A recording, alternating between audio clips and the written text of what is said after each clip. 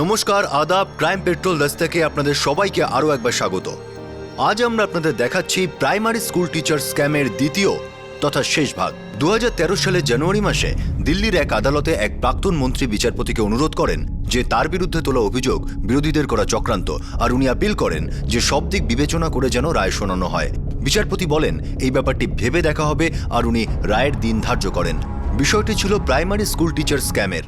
রাজ্যের সরকারি স্কুলে 2200 জন টিচার রিক্রুটমেন্টের সঙ্গে জড়িত। মামলাটি শুরু হয় শিক্ষা দপ্তরের একজন উচ্চপদস্থ আধিকারিকের রিট অ্যাপ্লিকেশন থেকে, যিনি নিজেকে হুইসেল ব্লোয়ার বলতেন।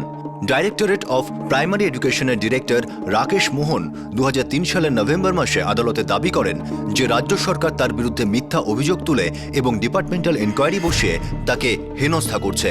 কারণ 3 বছর আগে অর্থাৎ 2000 সালে রাকেশ মোহন প্রাইমারি স্কুল টিচারদের সরকারি স্কুলে রিক্রুটমেন্টের ফেক লিস্ট প্রকাশ করার সরকারি আদেশ মানতে অস্বীকার করেছিলেন। রাকেশ মোহন আদালতে একটা লিস্ট পেশ করেন, রেজাল্ট লিস্ট এ, যেটা তিনি ফেক বলে দাবি করেন। আর উনি বলেন যে আসল রেজাল্ট লিস্ট অর্থাৎ জেনুইন লিস্ট বি 2000 সালের 16 সেপ্টেম্বর তিনি প্রকাশ করেছিলেন। আদালত এই মামলার তদন্তভার একটি ইনভেস্টিগেশন এজেন্সির হাতে তুলে দেয়।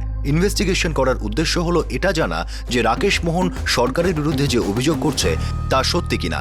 তাদের কাছে ফেক রেজাল্ট এ ছিল, যেটা রাকেশ মোহন কোর্টে জমা করেছিলেন। এখন ওনারা লিস্ট বি এর ব্যাপারে খোঁজ নিতে শুরু করেন, যেটা 2000 সালের 16 সেপ্টেম্বর রাকেশ প্রকাশ করেছিলেন, আর তার মতে এই বি লিস্ট জেনুইন ছিল। ডিরেক্টর অফ প্রাইমারি এডুকেশনের হার্ড ডিস্ক থেকে ইনভেস্টিগেশন এজেন্সি সেই so called genuine list B এর সফট কপি পায়। অ্যানালিসিসের জন্য হার্ড ডিস্কটি FSL এ পাঠানো হয়। রাকেশ মোহন ইনভেস্টিগেশন এজেন্সিকে জানান যে তাকে এই ফেক লিস্ট এ অফিসার ইনচার্জ ব্রিজেশ্বর লাল এবং পার্সোনাল কনসালটেন্ট কমলেশ্বর সিং দিয়েছিলেন। ব্রিজেশ্বর লাল এবং কমলেশ্বর সিং রাকেশের দাবি শুধু নস্যাৎ করলেন না, এমনকি ইনভেস্টিগেশন এজেন্সিকে জানালেন যে এই লিস্ট এর কোনো অস্তিত্বই নেই। এটাকে তারা রাকেশ মোহনের পাগলামি বলে দাবি করেন। তখন ইনভেস্টিগেশন এজেন্সি ফেক লিস্ট এ তে দেওয়া রেজাল্টের সঙ্গে জেনুইন লিস্ট বি এর রেজাল্ট ট্যালি করে, যাতে তারা জালিয়াতিটা ধরতে পারে। দুটো লিস্ট পরীক্ষা করার পর তারা এটা দেখে অবাক হয়ে যান যে এ লিস্ট যাকে রাকেশ মোহন ফেক বলেছেন সেটা জেনুইন মনে হচ্ছে, আর বি লিস্ট যেটা প্রকাশ করা হয়েছিল সেটা ফেক। ইতিমধ্যে FSL এর অ্যানালিসিস ইনভেস্টিগেটরদের হাতে চলে আসে, আর সত্যিটা সামনে চলে আসে। বি লিস্টটি 2000 সালের সেপ্টেম্বরে তৈরি হয়, যখন কিনা আসল লিস্টটি 1999 সালের ডিসেম্বর মাসে তৈরি হয়ে গিয়েছিল। এই এ লিস্টটাই কি জেনুইন লিস্ট ছিল? রাকেশ মোহন কি কোনো ষড়যন্ত্র করছিলেন, নাকি কারো ষড়যন্ত্র আড়াল করার চেষ্টা করছিলেন, মিথ্যা অভিযোগ করছিলেন? ইনভেস্টিগেশন টিম সেই দপ্তরে গেল যারা 2200 জন টিচারকে রিক্রুটমেন্টের জন্য লিস্ট বি প্রকাশ করেছিল। দপ্তর এটা মানল যে তারা 2000 সালের অক্টোবরে খবরের কাগজের মাধ্যমে লিস্ট বি প্রকাশ করেছিল, আর এও বলল যে রাকেশ মোহনের দপ্তরের কর্মী দেবেন্দ্র সিং 2000 সালের 28শে অগস্ট ক্যান্ডিডেট লিস্ট নিয়ে গিয়েছিল আরও একবার ক্রস ভেরিফাই করার জন্য। ইনভেস্টিগেশন টিম দোটানায় পড়ে গেল। এটা বোঝা যাচ্ছিল যে এ লিস্ট তৈরি হয়েছিল বি লিস্ট তৈরি হওয়ার আগেই। যখন সুপারিনটেন্ডেন্ট দেবেন্দ্র সিংকে চাপ দেওয়া হয়, তখন উনি স্বীকার করেন আসল রেজাল্ট 1999 সালের ডিসেম্বরেই তৈরি হয়ে গিয়েছিল, আর সেটা তৈরি করেছিল RNS কম্পিউটার নামের একটা এজেন্সি। যখন ইনভেস্টিগেশন এজেন্সি RNS কম্পিউটারে গিয়ে উপস্থিত হয়, তখন জানা যায় যে তারা এ লিস্ট 1999 সালের ডিসেম্বরে কম্পাইল করেছিল আর ডাইরেক্টরেট অফ প্রাইমারি এডুকেশনে পাঠিয়ে দিয়েছিল, যা তদানীন্তন ডিরেক্টর ছিলেন মনোহর পাণ্ডে। ইনভেস্টিগেশন টিম এটাও জানতে পারে যে আদর্শবাদী IAS অফিসার মনোহর পাণ্ডেকে 2000 সালের এপ্রিল মাসে বদলি করে দেওয়া হয়, আর তার জায়গায় IAS অফিসার গীতা সিকান্তকে বসানো হয়। 4 মাসের মধ্যেই অর্থাৎ 2000 সালের জুলাই মাসেই গীতা সিকান্তকেও বদলি করে দেওয়া হয়, আর সেখানে রাকেশ মোহনকে বসানো হয়। তারপর মনোহর পাণ্ডে তদন্তকারীদের সামনে এক বিস্ফোরক দাবি করেন। তিনি বলেন যে এ লিস্ট জেনুইন আর বি লিস্ট ফেক। তিনি আরও জানান যে এ লিস্ট রিলিজ করার জন্য তিনি রিকমেন্ড করেছিলেন, কিন্তু সেটা হওয়ার আগেই তাকে বদলি করা হয়। পরে সেটা কেন রিলিজ হয়নি সেই প্রশ্ন করা হলে তিনি এর উত্তর গীতা সিকান্দের কাছে জিজ্ঞাসা করতে বলেন। ইনভেস্টিগেশন টিম গীতা সিকান্দের কাছে যায়। গীতা সিকান্দ এ লিস্টকেই জেনুইন বলেন। আরও বলেন যে ব্রিজেশ্বর লাল আর কমলেশ্বর সিং লিস্ট পরিবর্তনের জন্য তার উপর চাপ দিচ্ছিল। যখন তিনি এই কাজ করতে অস্বীকার করেন, তখন সেখানে সংসদ সদস্য রামকুমার সাইনি মিটিংয়ে আসেন, আর তিনি পরিষ্কার জানান যে সরকার লিস্টে পরিবর্তন করে নতুন লিস্ট জারি করতে চাইছে। এবার তারপর Ramkumar Saini, member of parliament, Shri BN সেনীর ভাইপো, উনি লিস্ট পাল্টাতে চাইছিলেন, কিন্তু সাধারণ বিষয়, সরকারের অনুমতি ছাড়া এটা সম্ভব ছিল না।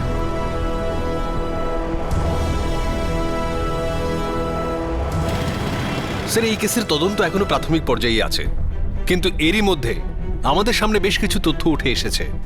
মিস্টার রাকেশ মোহন যে দাবি করেছেন আদালতে যে তার মতে এই লিস্টটা ফেক। স্যার, আসলে ওই লিস্টটাই জেনুইন, আর আমাদের পুরো বিশ্বাস যে বি লিস্টকে উনি জেনুইন বলছেন, ওই লিস্টটাই ফেক। উনি তাহলে আদালত আর ভিজিলেন্স ডিপার্টমেন্টকে কেন হয়রান করছেন? স্যার, এই কেসটা যা দেখা যাচ্ছে এবং যা দেখানো হচ্ছে, এটা তার চেয়ে বড় একটা স্ক্যাম। আর এই পুরো স্ক্যামের মধ্যে রাকেশ মোহনের কি উদ্দেশ্য সেটা আমরা এখনো জানতে পারিনি। কিন্তু উনিও ধোয়া তুলসী পাতা নন, এমনকি কোনো হুইসেল ব্লোয়ারও নন। স্যার, আমাদের সম্পূর্ণ বিশ্বাস যে রাকেশ মোহন নিজেও এই চক্রান্তের সঙ্গে সম্পূর্ণ জড়িত। স্যার, এটা নিজেদের মধ্যে দ্বন্দ্ব মনে হচ্ছে। আপনি কি সন্দেহ করছেন যে ওপর মহলের সঙ্গে জড়িত রয়েছে? হ্যাঁ sir, Ramkumar Saini, member of parliament. আর যদি তদন্ত আরেকটু গভীরে যায় তাহলে হতে পারে স্যার যে শ্রী বি এন সেনিও এই চক্রান্তের সঙ্গে জড়িত। চার্জশিট ফাইল করবার জন্য আমাদের আরেকটু সময় দরকার স্যার।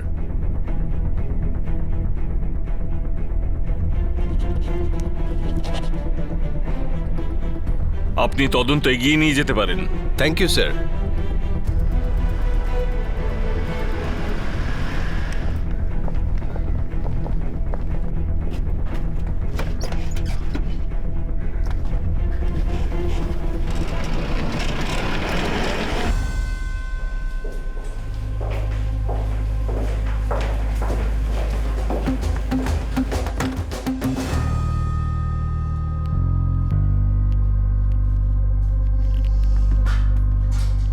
মিস্টার মোহন, আপনি বলছেন যে এই লিস্টটা ফেক। একদম মিথ্যে। বরং বি লিস্ট, যেটাকে আপনি শুরু থেকে জেনুইন বলছেন, সেটা ফেক, ওটাকেই ম্যানিপুলেটেড করা হয়েছে। এটা হতেই পারে না। আমি যা বলেছি সত্যি বলেছি। আপনি নিজেই বলেছেন মিস্টার মোহন যে আপনি 2000 সালের 16 সেপ্টেম্বর সিল বন্ধ আলমারি খুলে সেটা থেকে আসল লিস্ট মানে বি লিস্ট সেটাকে রিলিজ করেছেন।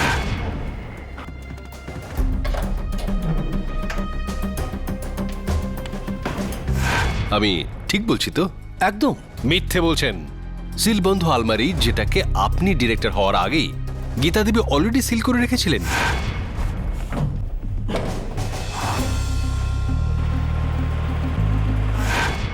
হ্যাঁ, আমি আপনাকে বলছি যে আসলে হয়েছিলটা কি। 16 সেপ্টেম্বর 2000 সালের আগে ওটাকে বিকৃত করা হয়েছিল।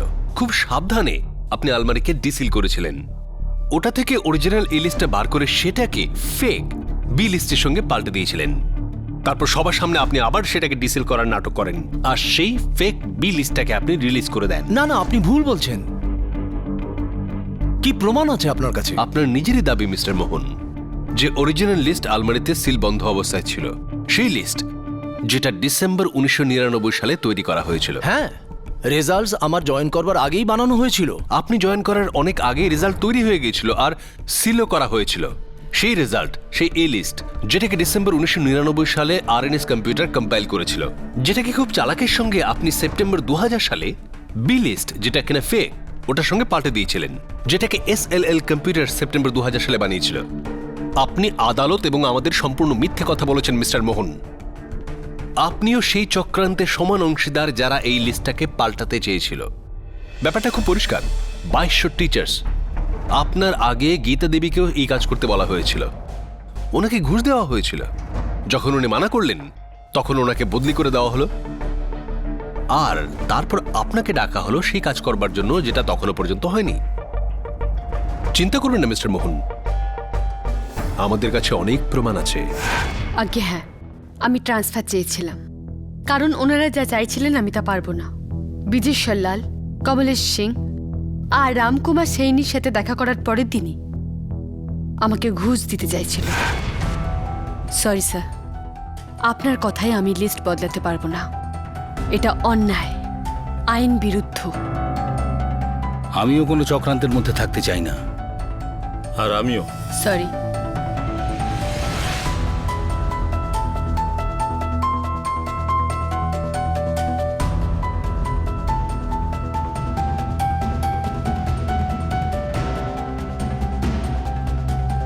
আমি সব সামলে নেব।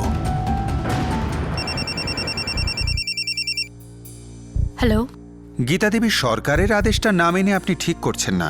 এটা তো রাজ্যের মানুষের বিপক্ষে একটা চক্রান্ত। আমি কোনো চক্রান্তের অংশীদার হতে চাই না। দেখুন, এতে আপনারই লাভ আছে। তাহলে আপনাকে সোজাসুজি জিনিসটা বলি, 4%। একটু ভাবুন, হিসেব করুন। আমি আমার আদর্শকে বিক্রি করতে পারবো না। আমি ডিটেলে এই রিক্রুটমেন্ট স্কিমটাকে বুঝেছি, আর বুঝলাম যে এর পুরো জিনিসটাই জালিয়াতির জন্য করা হয়েছে। আই এম সরি, কিন্তু আমি এটা কিছুতেই করতে পারবো না। গীতা দেবী, আমি একটা বিষয় জানতে চাইছি, এটা আমাকে অনেকক্ষণ থেকে ভাবাচ্ছে। যতটুকু আমি জানি, টিচার্স রিক্রুটমেন্টের দায়িত্ব সার্ভিস সিলেকশন কমিটির কাছে থাকে, কিন্তু এই ক্ষেত্রে এই দায়িত্ব ডাইরেক্টরেট অফ প্রাইমারি এডুকেশনকে কেন দেওয়া হলো? জালিয়াতিটা এখান থেকেই তো শুরু। সেপ্টেম্বর 1999 থেকে, যখন রিক্রুটমেন্টগুলো ডিরেক্টর অফ প্রাইমারি এডুকেশনের হাতে তুলে দেওয়া হয়েছিল।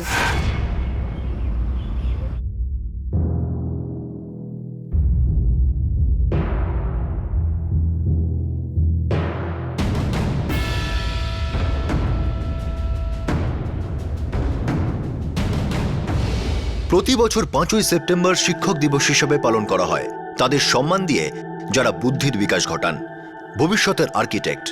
নর্থ ইন্ডিয়ার একটি রাজ্যে 1999 সালের সেপ্টেম্বর মাসে একটা হাই লেভেল মিটিংয়ে এই স্ক্যামের ষড়যন্ত্র করা হয়। আমাদের সবাইকে জনতার কথা মাথায় রাখতে হবে। আমাদের মধ্যে যতই মতপার্থক্য থাকুক না কেন, আমি এটা জোর দিয়ে বলতে পারি যে আমাদের রাজ্যে শিক্ষকদের বড়ই অভাব। আশা করছি আপনারা সবাই আমার সাথে একমত হবেন। রাজ্যের 22টা ডিস্ট্রিক্টে প্রায় 2200 টিচার কম আছে। আমি মনে করি এতদিন পর্যন্ত যে সংস্থা সরকারি স্কুলে শিক্ষক নিয়োগ করে এসেছিল, তারা এত পরিমাণে শিক্ষক নিযুক্ত করতে পারবে না। আর শিক্ষকদের নিযুক্ত করতে যাতে দেরি না হয়, এর জন্য আমার প্রস্তাব হচ্ছে এই পুরো পদ্ধতিকে ডিসেন্ট্রালাইজ করে ডিস্ট্রিক্ট হেডকোয়ার্টারকে দেওয়া হোক। প্রত্যেক ডিস্ট্রিক্ট কমিটি প্রার্থীদের বাছাই করবে, ইন্টারভিউ নেবে আর তারপর সিলেক্ট করবে। আমার প্রস্তাব হলো এটাই, প্রাইমারি স্কুল টিচারের রিক্রুটমেন্টটা নির্দিষ্টভাবে ডাইরেক্টরেট অফ প্রাইমারি এডুকেশনের হাতে তুলে দেওয়া হোক, যাতে করে সরকারি স্কুলে 5ম শ্রেণী পর্যন্ত টিচারদের খামতিটা তাড়াতাড়ি পূরণ করা যাবে। এর ফলে প্রভাবশালী শাসন ক্ষমতা এক ধাপ এগিয়ে যাবে। এই প্রস্তাবকে আমি সম্পূর্ণ সমর্থন জানাচ্ছি। আপনাদের বক্তব্য কি?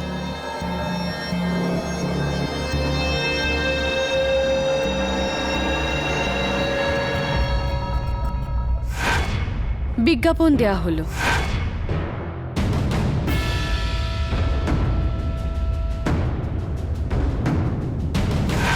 ডিসেম্বর 1999-এর প্রথম আর দ্বিতীয় সপ্তাহে ইন্টারভিউ হয়েছিল। Mister Manohar Pandey, director of primary এডুকেশনের কড়া নজরদারিতে রেজাল্ট তৈরি করা হয়েছিল, যেটা আরএনএস কম্পিউটার কম্পাইল করেছিল। আপনারা পেয়েওছিলেন। আর যখন আপনাকে বদলি করা হয়েছিল, তখন এই অরিজিনাল লিস্টটা আপনি সিল বন্ধ করে রেখেছিলেন, তাই না? আই মিন লিস্ট এ কে, রাইট? ইয়েস।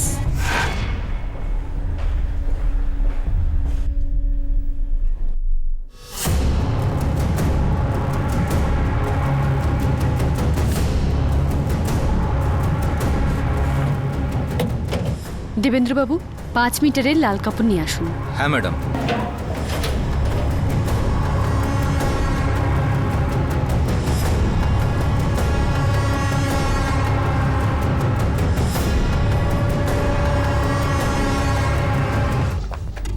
দেবেন্দ্রবাবু, হ্যাঁ, চাবি আপনার কাছে দিয়ে গেলাম।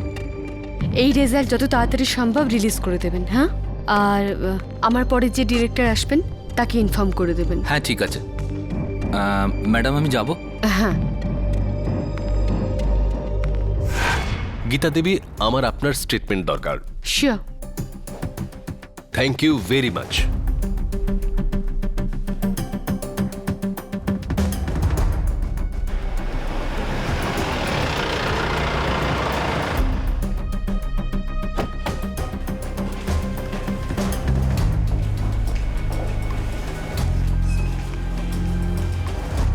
স্যার, আমি তো এখানকার একজন ছোট কর্মচারী।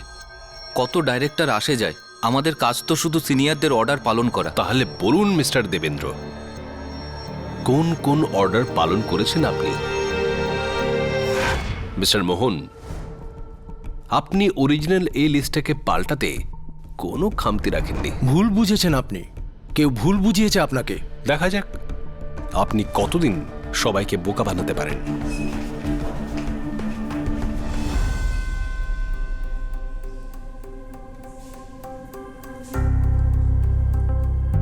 মিস্টার দেবেন্দ্র সিং, আমি চাই আপনি আবার আমাদের সামনে বলুন যে গীতা দেবী যে আলমারিতে অরিজিনাল এই লিস্টটা সিল বন্ধ করে রেখেছিলেন সেটা কবে আর কিভাবে ভাঙা হয়েছিল, আর কিভাবে ওটাকে আবার সিল করা হয়েছিল, আর কি করে আবার সিল খোলার নাটক করা হয়েছিল।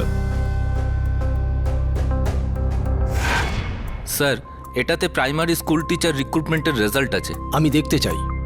চাবি কার কাছে? স্যার, আমার কাছে। এই নিন।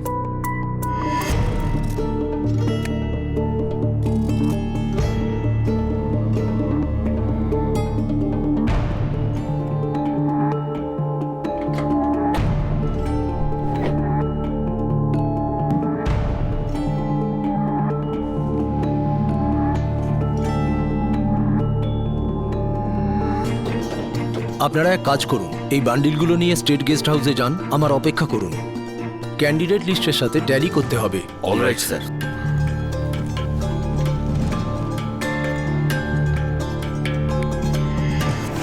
মিস্টার মোহন, এই সমস্ত কিছু 25শে আগস্ট 2000 সালে হয়েছিল। কমিটির সামনে আপনার সিল খোলার নাটকের অনেক আগে।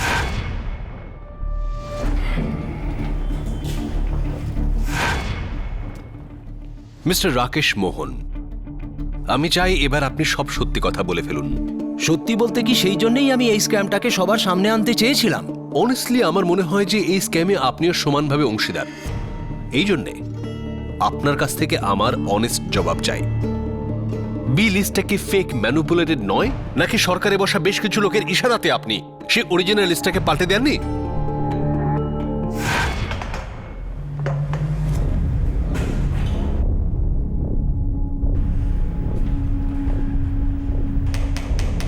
আমি 2000 সালের জুলাই মাসে ডাইরেক্টর অফ প্রাইমারি এডুকেশনের পদে নিযুক্ত হয়েছিলাম। জয়েন করবার পরের দিনই আমার প্রথম মিটিং বিএনসিনির সাথে ছিল।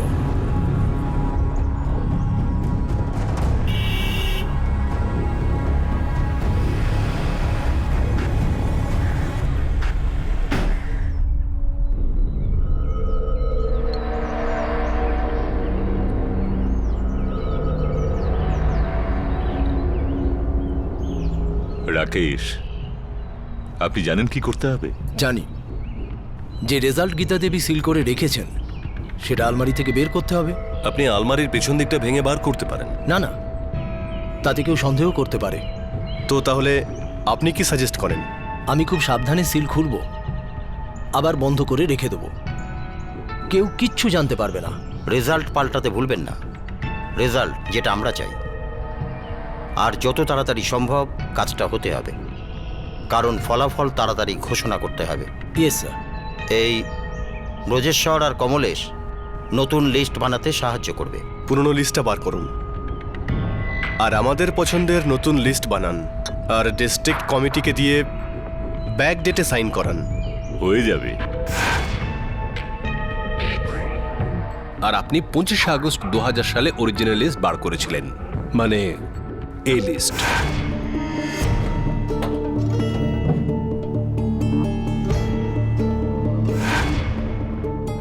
তারপরে আপনি ফেক রেজাল্ট মানে বি লিস্ট সেখানে রেখেছিলেন। হ্যাঁ।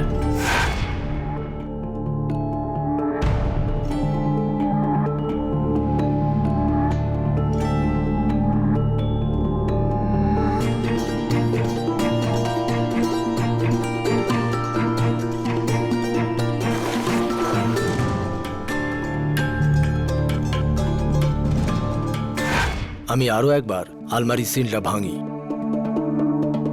আর নতুন লিস্টটাকে 2000 সালের 16ই সেপ্টেম্বর রিলিজ করে দিই। অশ্বিনবাবু, নারায়ণবাবু, মনোজবাবু ও রাজেশবাবু, এটা আমি আপনাদের সামনে খুলতে চলেছি। আমি চাই না যে কেউ কোনোভাবে আমাকে দোষারোপ করুক।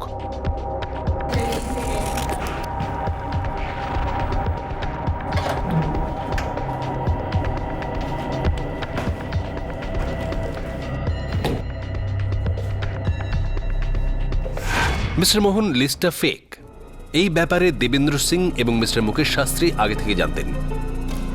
কিন্তু বাকি ডিস্ট্রিক্ট কমিটি মেম্বার যেমন ধরুন অশ্বিন হরজাই, মনোজ লালবানি, রাজেশ গুপ্তা, নারায়ণ খেমকা, ওনারাও কি জানতেন যে লিস্টটা ফেক? হ্যাঁ, ওনারা জানতেন।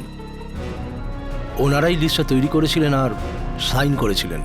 একটা স্ক্যাম যা ষড়যন্ত্র 1999 সালে করা হয়েছিল, যেটা প্রাইমারি এডুকেশন ডিপার্টমেন্টের দুজন ডিরেক্টর মনোহর পান্ডে আর গীতা সিকান্দের আমলে চেষ্টা সত্ত্বেও পরিণতি পায়নি, সেটা রাকেশ মোহন করেছিলেন। রাকেশ মোহন, যিনি প্রথমে হুইসেল ব্লোয়ার হিসাবে সামনে আসেন, কিন্তু পরে তদন্তে জানা যায় যে তিনিও এই অপরাধের সমান অংশীদার। আর অবাক করার বিষয় হলো, এডুকেশন ডিপার্টমেন্টের অনেক কর্মচারী এই বিষয়টা জানতেন আর এই স্ক্যামের সঙ্গে তারাও জড়িত ছিলেন।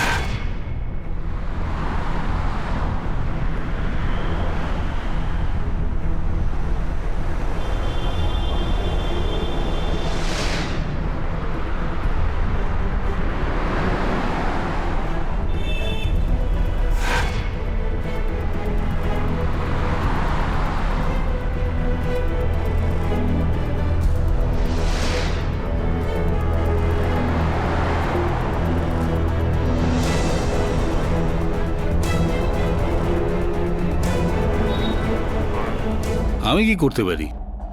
অর্ডার ওপর থেকে আসে, সরকার থেকে আসে। আমি ডিস্ট্রিক্টের হেড, আমাকে দিল্লিতে ডাকা হয়েছিল। স্যার, মানবো না তো কি করব? আর কোনো রাস্তা ছিল না, আমায় দিল্লিতে ডেকে পাঠালো। আমি বারণ করেছিলাম, কিন্তু আমাকে ভয় দেখানো হয়েছে, হুমকি দেওয়া হয়েছে। আর যখন বিষয়টা পরিবারের বিপদ হয়ে উঠল, তখন আমি বাধ্য হলাম, আমাকে দিল্লি যেতে হলো। দেখুন স্যার, আমি তো আমার কাজ চিরকাল সততার সঙ্গেই করে এসেছি। আমি তো একজন সাধারণ কর্মচারী, কিন্তু যখন ক্ষমতাশালী লোকের চাপ আসে, জীবনটাই যখন বিপদের সম্মুখীন হয়, প্রথমে তো আমি বুঝতেই পারিনি যে আমাকে দিল্লিতে কেন ডেকে পাঠাচ্ছে। তারপর আমাকে যেতে হলো।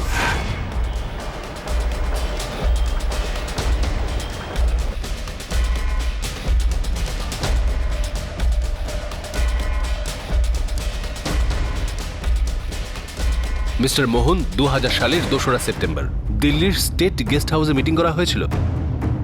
হ্যাঁ,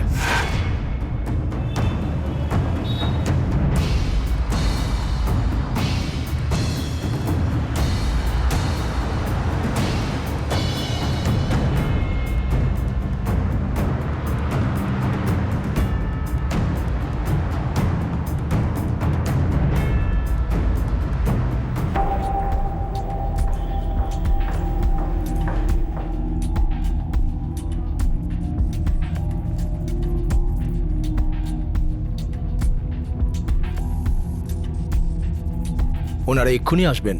আমাদের কেয়ারফুলি ব্যাপারটা হ্যান্ডেল করতে হবে। সোজা আঙুলে যদি ঘি না বেরোয়, তাহলে আঙুল বাঁকাতে হবে।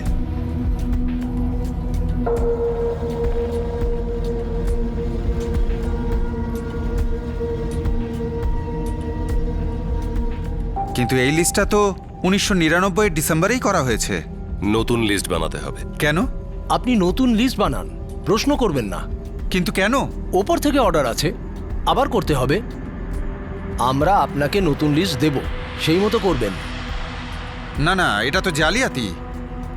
আপনাদের কথায় আমি রেজাল্টটাকে পাল্টে ফেলবো? এই লিস্টটা যোগ্যতার বিচারে সেই টিচারদের লিস্ট যারা আমাদের বাচ্চাদের পড়াবে। আপনার প্রবচন শুনতে বসিনি আমরা।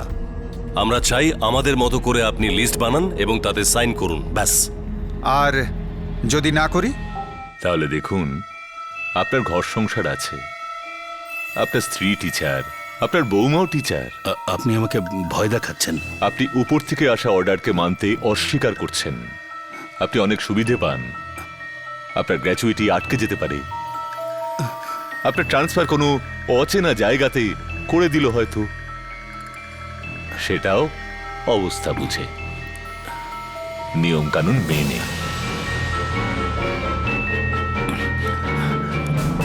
আপনি কেন আপনার জীবনে শুধু শুধু বিপদ ডেকে আনছেন? আপনি কি তাহলে সৎ পথে চলবেন, নাকি আমাদের সাথে থাকবেন? তার মানে অথরাইজ বডি থেকে রিক্রুটমেন্টগুলো বের করে এডুকেশন মিনিস্ট্রিতে নিয়ে যাওয়ার যে পরিকল্পনা হয়েছে, সেটা ওই দুর্নীতি বাস্তবায়িত করার জন্যই হয়েছে। আপনি যা ভাবতে চাইছেন ভাবুন, আপনার ব্যাপার। কিন্তু করবার জন্য আপনার কাছে একটাই রাস্তা আছে, লিস্টটা বদলান আর সই করুন। এখন কেউ শুধু শুধু নিজের পরিবারকে হয়রানি করে?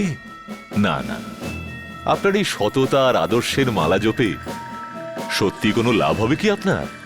দেখুন, যে কোনো টিচারই আসুক না কেন, বাচ্চাদের পড়াবে তো একই জিনিস, তাতে বাচ্চাদের জীবনে খুব একটা তফাৎ হবে না। কিন্তু হ্যাঁ, যদি আপনি এই কথাটা মানতে অস্বীকার করেন, তবে আপনার জীবনটা বদলে যাবে। আপনার সুখী জীবনের এই যে সুন্দর বাগানটা আছে, ওটা তছনছ হয়ে মরুভূমি হতে খুব একটা সময় লাগবে না।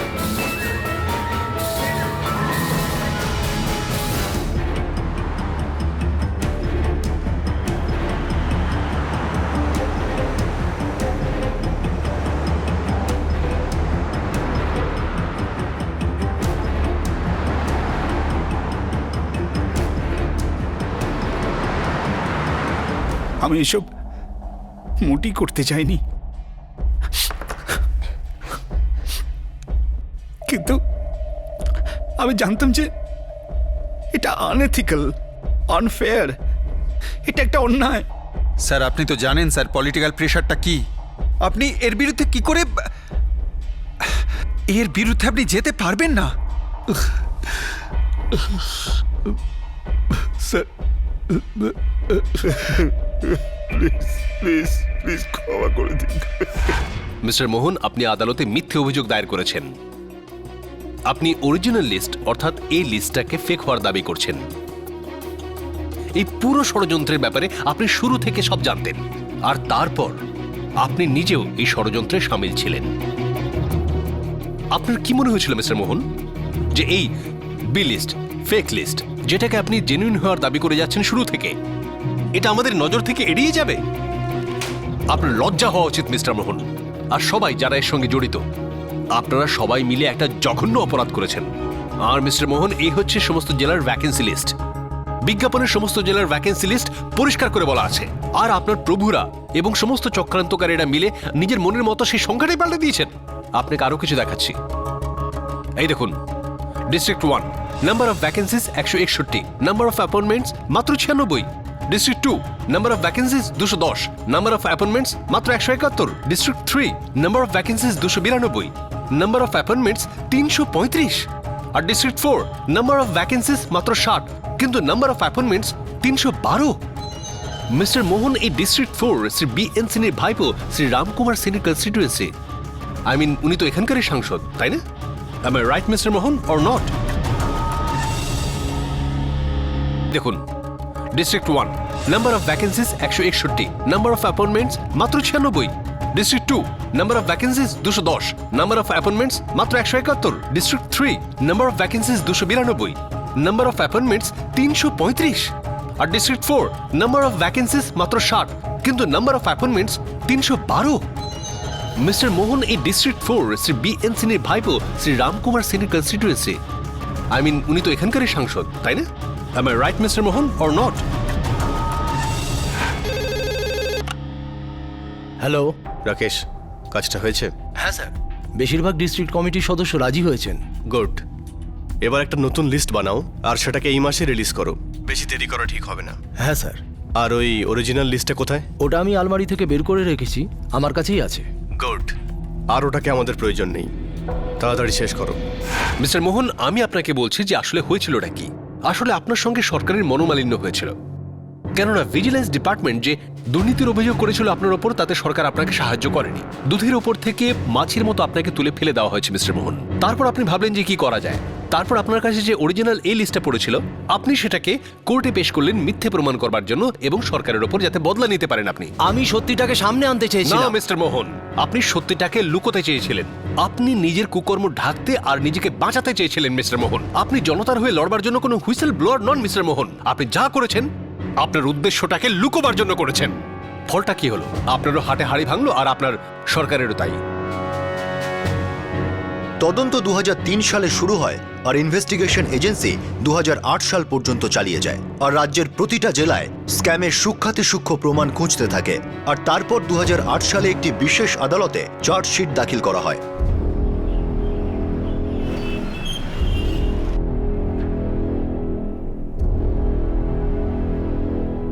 ইওর অনার, আমরা তদন্তে জানতে পেরেছি যে এই সমস্ত চক্রান্তের সূত্রপাত উপর থেকে হয়েছিল। আই মিন শ্রী বিএন সেনির দপ্তর থেকেই। ওনারই ভাইপো শ্রী রামকুমার সেনী, ওনার পার্সোনাল কনসালটেন্ট, অফিস ইনচার্জ সহ প্রায় 40 জন আধিকারিকের বিরুদ্ধে আমরা আমাদের চার্জশিটে অভিযোগ নিয়ে এসেছি, যেগুলো অনেকটা এরকম: 120B criminal conspiracy, 420, 467, 468, Section 13, Subsection 2 with Section 13, Subsection 1, Prevention of Corruption Act under 1998. That's all, Your Honor.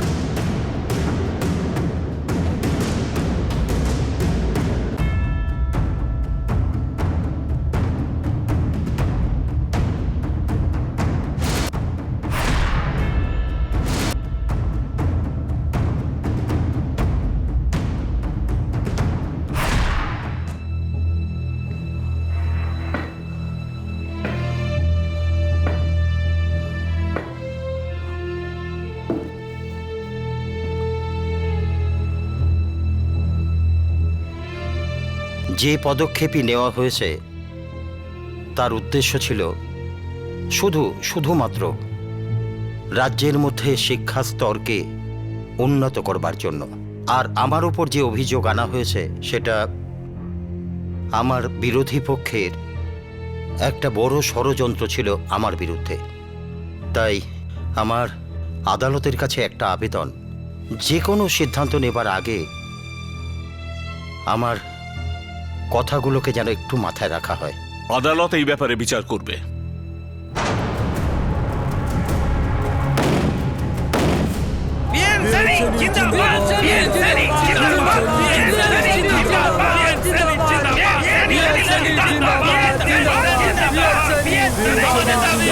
BN সেনী ও তার ভাইপো রামকুমার সেনীর সমর্থকরা এবং তাদের পার্টি কর্মীরা আদালতের পুরো চত্বর ঘিরে রেখেছে। পরিস্থিতি খুবই গম্ভীর হয়ে উঠেছে। পুলিশ কোয়ার্টার এবং লাঠিচার্জ করতে বাধ্য হচ্ছে। এসব লোক বিএন সেনীর শাস্তির বিরোধিতা করছে, যাকে আজই একটা আদালতে বেশ কিছু উচ্চ আধিকারিকের সাথে রামকুমার সেনীকেও দোষী সাব্যস্ত করা হয়েছে।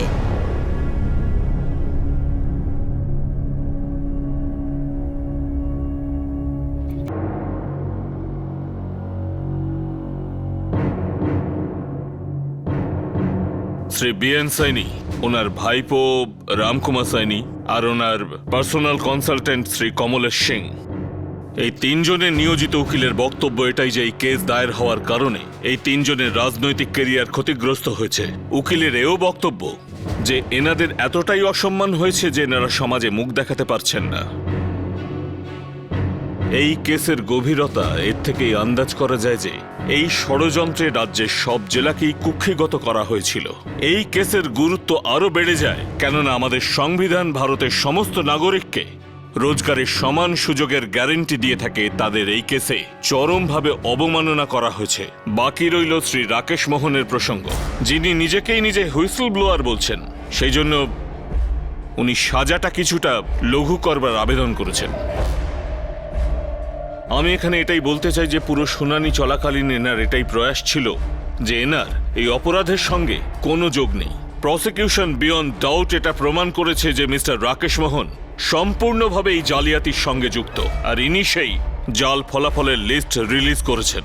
এই কেস চলাকালীন শুরু থেকে শেষ পর্যন্ত এনার আসল আর নকল লিস্টের ব্যাপারে একটাই স্টেটমেন্ট ছিল। সেই কারণে এই আদালতের কাছে আর কোনো বিকল্প বাকি রইল না যে এনাকেও বাকি দোষীদের মতোই একই নজরে দেখা উচিত যারা এই ষড়যন্ত্রে লিপ্ত ছিল। আমি শ্রী বিএন সাইনি আর শ্রী রাকেশ মোহনকে section 13 subsection 2 prevention of corruption act অনুযায়ী 7 বছরের সশ্রম কারাদণ্ডের আদেশ দিচ্ছি। 120B read with section 418, 467, 471, read with section 13 subsection 2 of Prevention of Corruption Act অনুযায়ী 2 অপরাধীকেই 10 বছরের সশ্রম কারাদণ্ডের আদেশ দেওয়া হলো। আমি শ্রী রামকুমার সাইনি, শ্রী ব্রিজেশ সাল্লাল, শ্রী কমলেশ সিংকে 122B read with section 418, 467, 471, read with section 418, 467, 471 of Prevention of Corruption Act অনুযায়ী 10 বছরের সশ্রম কারাদণ্ডের আদেশ দেওয়া হলো।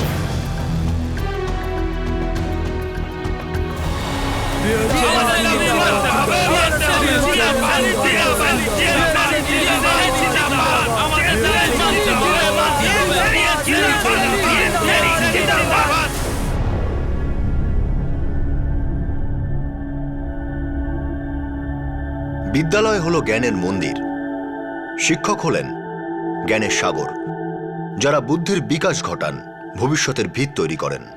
প্রায় 40 জনেরও বেশি লোককে রাজ্যের প্রাইমারি স্কুল টিচার রিক্রুটমেন্ট স্ক্যামে প্রিভেনশন অফ করাপশন অ্যাক্ট অনুযায়ী আলাদা আলাদা সাজা শোনানো হয়। তাদের উকিল যখন দাবি করেন, বলেন নকল রেজাল্টের উপর সই করার কারণ হলো উপর মহলের চাপ আর পরিবারকে দেওয়া হুমকি, তখন মাননীয় বিচারপতি দারুণ এক সামঞ্জস্য বজায় রেখে রায় দেন। আদালতে পেশ করা উপযুক্ত প্রমাণ এটাই বলে যে দোষীদের জোর করা হয়েছে।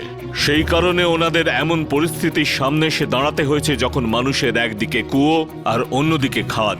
কিন্তু এক্ষেত্রে আমাদের ভুললে চলবে না যে এরা সবাই নিজের নিজের জেলাতে উচ্চ পর্যায়ের শিক্ষা অধিকারী। এরা খুব অভিজ্ঞ সরকারি অফিসার ছিলেন, যারা নির্ভয় এবং পক্ষপাতহীনভাবে নিজেদের কর্তব্য রাখতে যে কোনো মূল্যে সংবিধান রক্ষা করা উচিত ছিল। সংবিধানের প্রতি নিষ্ঠার পরীক্ষা সর্বদাই সামনে আসে। যদি একজন সরকারি কর্মচারী এই পরীক্ষাতে বিফল হয়, তাহলে তাকে তার পরিণাম ভুগতে হবে। এটা একটা one of its kind case, যেখানে একজন প্রাক্তন মন্ত্রীকে একটা বিশেষ আদালত প্রিভেনশন অফ করাপশন অ্যাক্টে দোষী সাব্যস্ত করে। আপাতত এই কেসে উচ্চ আদালতে আপিল করা হয়েছে আর তার রায় শোনানো এখনো বাকি রয়েছে। কিন্তু এই কেস থেকে সব থেকে ভালো যেই বিষয়টি সামনে এসেছে তা হলো যে ন্যায় বিচার হয়। অপরাধী কোনোদিনও পার পাবে না যদি প্রশাসন এবং বিচারালয় সতর্ক থাকে, কঠোর থাকে, নিরপেক্ষ থাকে, যেমনটা এই কেসে হয়েছে। এই রায় কতগুলি প্রশ্ন তুলে দিয়েছে, যেমন এই নকল লিস্ট দেখে অ্যাপয়েন্ট করা টিচারদের কি করা হবে, তাদের সরিয়ে কি নতুনদের ইন্টারভিউ নেওয়া হবে আর নতুন টিচার নিয়োগ হবে? তাহলে সরকারি চাকরিতে হওয়া অন্যান্য সিলেকশনগুলির কি হবে? তাতে কি কোনো স্ক্যাম নেই, কোনো রকম রাজনৈতিক হস্তক্ষেপ নেই? কবে এই রাজনৈতিক নেতারা দেশের উন্নতির ক্ষেত্রে নিজেদের নাক গলানো বন্ধ করবেন? এরা সেই সমস্ত নেতা যারা নির্বাচনে জিতে গদিতে বসেন আর যাদের আমরাই আমজনতা ভোট দিয়ে থাকি। এই কেসে সাজার বিষয়টি ছাড়াও আরও একটি বিষয় আমাদের দৃষ্টি আকর্ষণ করে, সেটা হলো একজন নাগরিক হিসাবে আমাদের সবসময় সচেতন, বুদ্ধিমান আর নিজেদের বিশ্বাসে অটল থাকতে হবে যে আমরা কাকে প্রশাসনের গদিতে বসাতে চাই। আপনাদের সাথে আবার দেখা হবে ক্রাইম পেট্রোল 10 থেকে আরও একটা নতুন কেসের সঙ্গে।